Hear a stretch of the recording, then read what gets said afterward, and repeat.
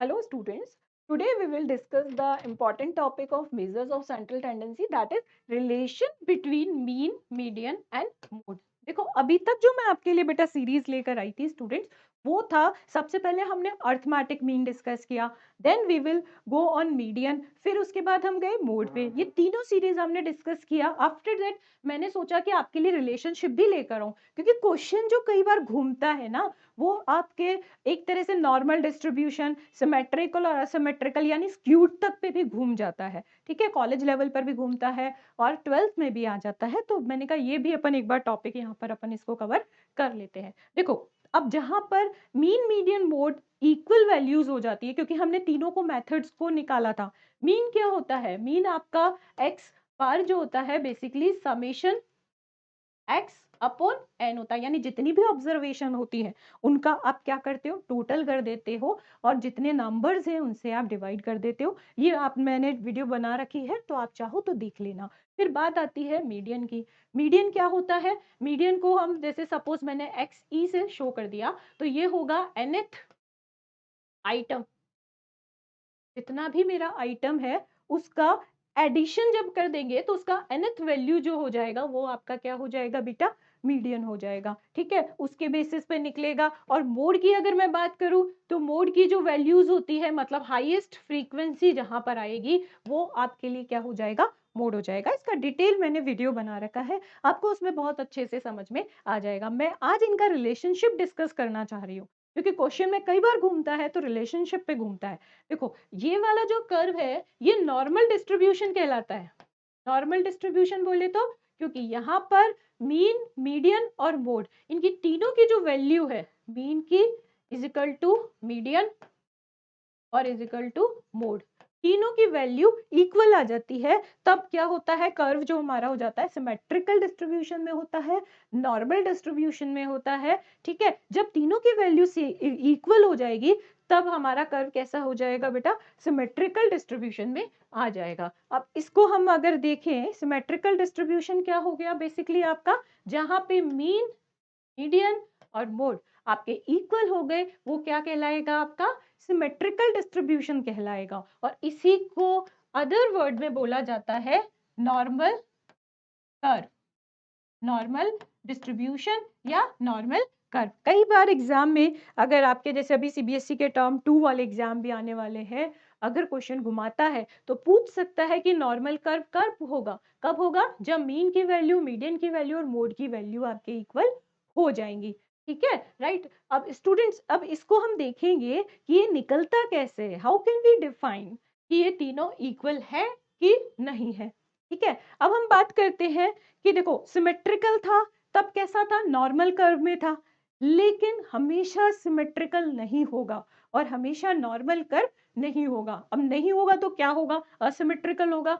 Asymmetrical positive भी हो सकता है, नेगेटिव भी हो सकता है। असिमेट्रिकल निकालने का जो फॉर्मूला है इन जनरल तो हम ये बोलते हैं, लेकिन अलग अलग जो ऑथर आए थे बाउले वगैरह, उन्होंने भी जो दिया था, अगर आप मुझे कमेंट बॉक्स में डालोगे तो मैं आपका डिटेल में लेकर आऊंगी स्क्यूडनेस के ऊपर। ठीक है, ये मैं जस्ट आपको इंट्रोडक्शन दे रही हूँ इन तीनों के रिलेशनशिप के ऊपर। ठीक है, यहाँ पे अगर हम देखते हैं तो मोड का जो रिलेशनशिप होता है इन तीनों का, by the formula mode is equal to 3 median is minus 2 mean होता है। कभी कभी क्वेश्चन में हो सकता है आपको मीडियन की वैल्यू दे दे, मीन की वैल्यू दे दे और आपसे कहे कि मोड निकालो। मोड निकालने के लिए मीडियन दे दिया आपको, मीन दे दिया, अब इनकी वैल्यूज को इसमें रख के आप मोड निकाल सकते हो। ठीक है, तो इसके उससे अगर हम देखें, अगर जो वैल्यू हमारी पॉजिटिवली स्क्यूड कब होगा स्टूडेंट्स? पॉजिटिवली स्क्यूड होने के लिए हम देख सकते हैं किस केस में पॉजिटिवली स्क्यूड होगा? जब मीडियन की जो सॉरी मीन की जो वैल्यू है, ये अर्थमेटिक मीन है, मीन की वैल्यू ज्यादा होगी मीडियन से और ज्यादा होगी आपकी मोड से, यानी हाईएस्ट वैल्यू होगी अर्थमेटिक मीन की और मीडियन हमेशा क्या रहेगा? बीच में रहेगा। तब आपका जो स्क्यूनर जो आपका सिमेट्रिकल होगा वो कैसा होगा? पॉजिटिवली स्क्यूड होगा। ये चीज ध्यान रखना, क्वेश्चन में डायरेक्ट पूछ लिया जाता है कि पॉजिटिवली स्क्यूड डिस्ट्रीब्यूशन कब होगा? जब ये वाला केस होगा आपका, यानी इस केस में क्या हो गया आपका? पॉजिटिवली स्क्यूड हो गया डिस्ट्रीब्यूशन। ठीक है, जब इसका जस्ट अपोजिट केस होगा, यानी अर्थमेटिक मीन कम होगा मीडियन से, मीडियन कम होगा मोड से, तब ये क्या हो जाएगा, नेगेटिव स्क्यूड होगा और इसका जो पोजीशन होगा वो ये वाला होगा। ठीक है, आप डायग्राम में भी क्लियरली देख सकते हो, यहाँ पे पॉजिटिवली स्क्यूड में क्या हो रहा है, सबसे ज्यादा वैल्यू किसकी है, मीन की है, देन मीडियन है और उसके बाद मोड है, तब ये क्या होगा, पॉजिटिवली स्क्यूड होगा। लेकिन अगर जस्ट अपोजिट कंडीशन हो जाए, यानी मीन आपका कम हो, मीडियन हो उसके बाद और मोड हो, तब ये नेगेटिवली स्क्यूड होगा। तो ये क्वेश्चन एग्जाम में डायरेक्टली पूछ लिए जाते हैं कि पॉजिटिवली स्क्यूड कब होगा और नेगेटिवली स्क्यूड कब होगा। देखो इस टेबल से अपन और इसको क्लियर कर सकते हैं। हमारा जो फॉर्मूला है वो क्या है, अगर रिलेशनशिप निकालना है, कभी एग्जाम में आपको डायरेक्टली उसने सपोज मोड की वैल्यू दे दी, मीन की दे दी और आपसे कहा कि मीडियन निकालो, तो आप किससे निकालोगे, इस रिलेशनशिप से क्वेश्चन का आंसर निकालोगे। ठीक है, तो इसमें आप देख रहे हो कि इसके थ्रू जब आप आंसर निकालोगे तो जरूरी नहीं है कि इक्वल आए वैल्यू, इक्वल आ गया तो नॉर्मल डिस्ट्रीब्यूशन हो गया। देखो अगर mean median mode are equal, तब तो क्या हो गया, आपका नॉर्मल डिस्ट्रीब्यूशन हो गया, जिसको मैंने क्या बोला, सिमेट्रिकल डिस्ट्रीब्यूशन बोला। ठीक है, लेकिन कभी कभी ऐसा होगा कि जब हम क्वेश्चन का आंसर निकालेंगे तो वो या तो पॉजिटिवली स्क्यूड होगा या नेगेटिवली स्क्यूड होगा। पॉजिटिवली स्क्यूड कब होगा, जब अर्थमेटिक मीन की वैल्यू सबसे ज्यादा होगी, मीडियन की वैल्यू उससे कम होगी और मोड की वैल्यू सबसे कम होगी, ये सीरीज चलेगा। लेकिन नेगेटिवली स्क्यूड कब होगा, जस्ट इसके अपोजिट सिचुएशन होगी, अर्थमेटिक मीन की वैल्यू कम होगी, मीडियन ज्यादा होगा और मोड कम होगा।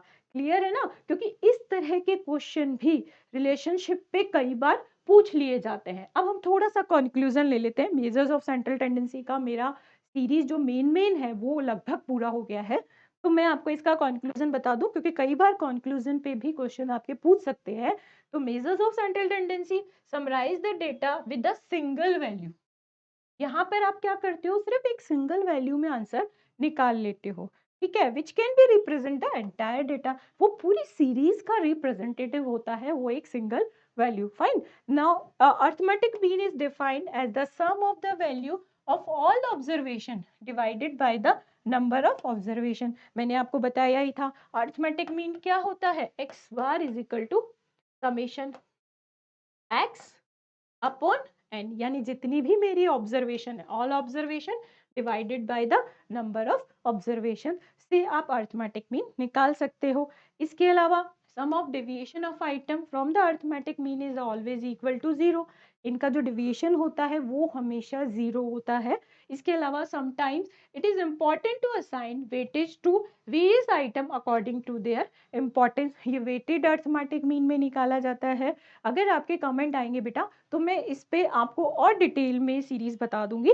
Then median is the central value of the distribution that divides into two equal parts of the series, 50% item placed above it and other than 50% item below it। ठीक है, लगभग, क्योंकि median क्या करता है, दोनों को बराबर बराबर पार्ट्स में बांट देता है, यानी 50% आइटम उससे ऊपर होते हैं और 50% आइटम उससे नीचे होते हैं। ये मीडियन का मैंने उसमें डिटेल में दिया था, आप देखेंगे तो क्लियर हो जाएगा।